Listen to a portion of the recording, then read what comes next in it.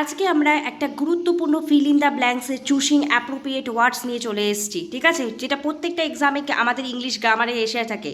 চলো আমরা দেখে নিই আমরা এটা কি করে সলভ করতে পারি। দেখো আই ড্যাশ, এখানে আমাদের অপশন দিয়ে দিয়েছে, তার মধ্যে কোনটা হবে। এখানে দেখো আয়ের সাথে আমরা জানি কোনটা হয়, সবসময় অ্যাম হয়ে যাবে, আই অ্যাম ওয়ার্কিং। তারপরে পরবর্তী কোশ্চেন দেখো কি আছে, উই ড্যাশ ওয়াকিং। উই মানে আমরা অনেকজন, প্লুরাল ফর্ম, তার জন্য প্লুরালের জন্য আমাদের কিন্তু আর হয়ে যায়। আমাদের সঠিক অ্যান্সার কি হয়ে গেল, আর হয়ে গেল। 3 নম্বর কোশ্চেন দেখো কি আছে, দে ড্যাশ সিঙ্গিং। তাহলে কি হবে, দে, দে হচ্ছে অনেকজন বোঝাচ্ছে, তাহলে আমার অ্যামিসারের মধ্যে কোনটা হবে, আর হবে। আমাদের আর কিন্তু সঠিক অ্যান্সার হয়ে গেল। 4 নম্বর কোশ্চেন দেখো কি আছে, he dash am is are dancing. তাহলে হি এর সাথে আমরা সব থেকে বেশ অ্যাপ্রোপ্রিয়েট বসে হচ্ছে ইজ।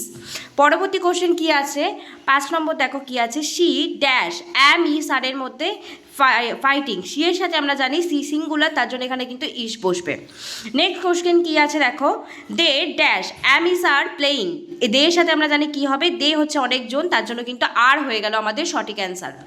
তারপরে কোশ্চেন কি আছে দেখো, it dash am is are running.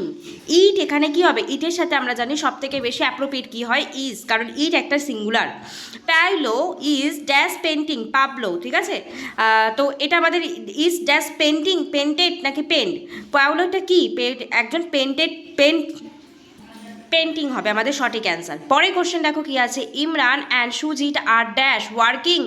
Work নাকি ওয়ার্ক, এখানে কি হয়ে যাবে, ওয়ার্কিং, আমাদের সঠিক অ্যান্সার হয়ে যাবে। তারপরে দেখো কি আছে, Mithu and Arup are dash studying, studied নাকি স্টাডি। তারা দুজনে স্টাডিং করছে, তার প্রেজেন্ট কন্টিনিউয়াস টেন্স, এটা কিন্তু আমাদের সঠিক অ্যান্সার হয়ে গেল। প্রত্যেকটা কোশ্চেন কিন্তু ইম্পর্টেন্ট ইংলিশ গ্রামারের থেকে।